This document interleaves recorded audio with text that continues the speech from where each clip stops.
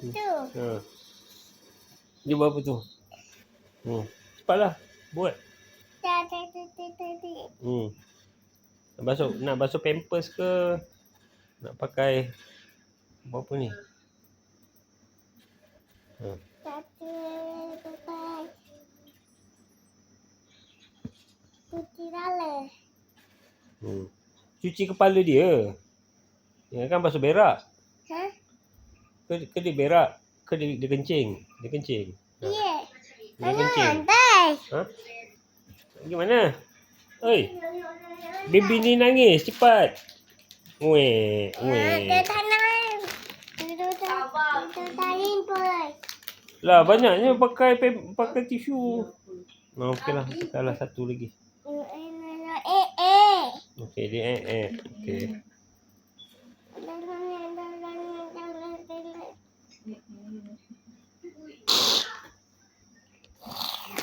Oh dia berak kat situ. Tu jamban dia. Udah tutup. Hah? Anak, udah tutup yang dah tahu. Kita tak tadi di. Kita tadi tu. Tota totek tu apa? Baby yang tota totek tu.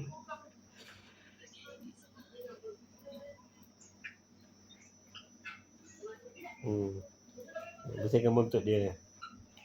Tu. Dah bersih belum? Tu. Lalu air.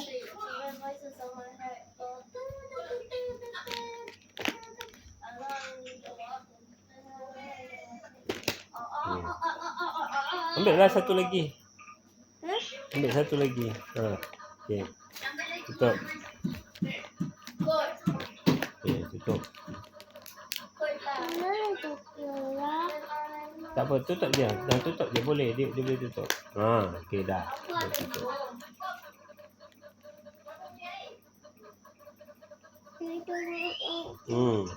Kan bau wangi. Jangan buang. Jangan buang. Nak Abi nak. Yang tu Abi nak.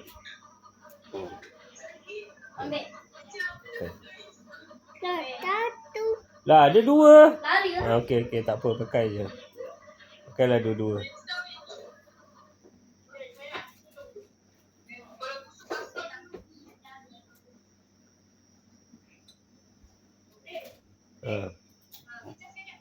Basuh rambut dia sekali. Kalau itu satu. Yalah. Okey alright. Okey bye-bye. Bye. Bye.